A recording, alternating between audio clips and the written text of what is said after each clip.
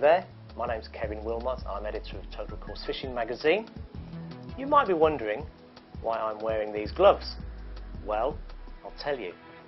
I'm delighted to be joined by Ray Highland, owner of Adcock, Stanton Centrepins, and I have in my hand a unique piece of angling equipment. This reel is almost priceless, and Ray will tell you why. Yes, this reel is a collector's item. It's made out of solid brass. It wouldn't be any good to fish with because it's far too heavy. There's going to be a limited edition of 100 reels, numbered, and they will be made to order.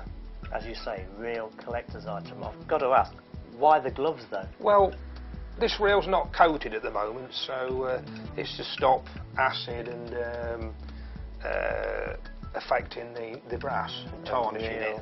Real collector's item, something to put in a glass case almost. Oh yes. Like shelf. I mean, just look at that when you spin it. Look at the, look at the reflection, and it really is a beautiful piece of equipment. Far too good to fish with, I might suggest. And I gather you're doing a stainless steel version as well. That's right. This is the stainless steel version. Incredible. Well, look, I certainly can't afford to buy one of these, Ray, but I have to be honest, I probably could push the boat out and buy one of these little beauties. Now, these are the reels, and you can see the complete range, I think, here. These are the reels that you are selling to anglers. And, of course, many of you out there will be aware of the Adcock Stanton name, and I gather that you've now taken on the company following the retirement of Cliff himself. Tell us a little bit about the history and why you got involved. Right. Yeah, I had an Adcock Stanton reel for 22 years, and a lot of that time I didn't use it because I went back to fishing lakes, and I got this reel, so I thought, yeah, I fancy going back to the rivers. So I retrieved this reel. It had actually got some grit in it, so I thought, oh, I need some new bearings, because there were open bearings then and not closed. And so I found Cliff's number, rang him, and because you're from his area, I think. You're from Leicestershire way. Yeah, and he's Nottingham. Yeah. And I said, can you put me some new bearings in? He said, well, I'm retired, but yes, I'll do it for you. So I went over, met him, and he sold me another reel actually that looks quite special that he'd made. So I talked to him. I said, well, it's a shame that these reels are not carried on. Doesn't your son want to carry it on? He says, no. I said, well, I'd love it. It'd suit me. So that's where it started from, and it went on from there. And I said, when I left that day, I said, when can I do my apprenticeship? He said, I'll show you in my workshop next time. And when was this? When was this? 12 months ago, January. Not long ago then. Yeah. Excellent. And it's took us this time to develop it, the way that we're making the reels now. Because of course the Adcock Stanton name, it's been around since I think the Second World War. Well, actually, it was the Stanton reel originally, and it was from 1938. A guy named Harry Reynolds, and he had the bits made at Sandy Acre near Nottingham, the cast, and then he used to take them and turn them. And it was similar shape to this, and you'd recognise it instantly if you seen the reel. And then he used to go up to Sheffield and sell on a Saturday. You used to sell them in the pubs, didn't you? Yeah, that's it. He took 6 reels. Lovely story. And he used to sell them. He didn't used to come home until his 7. And then he used to cut people's hair.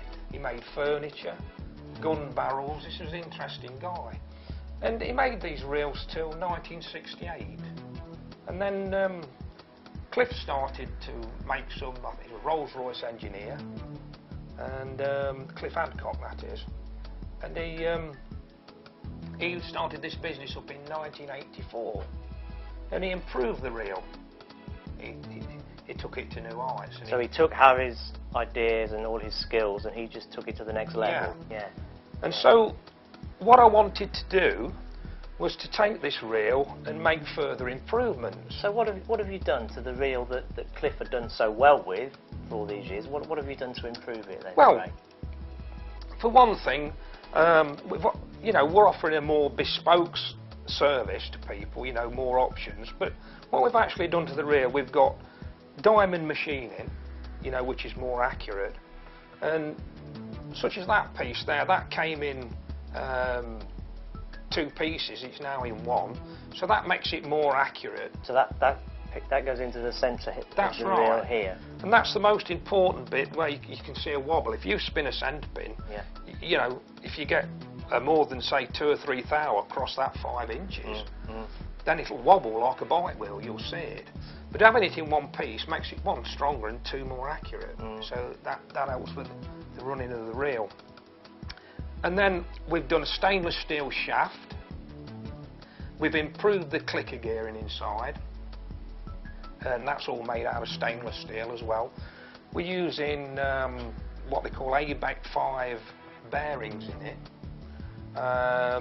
These are really high quality.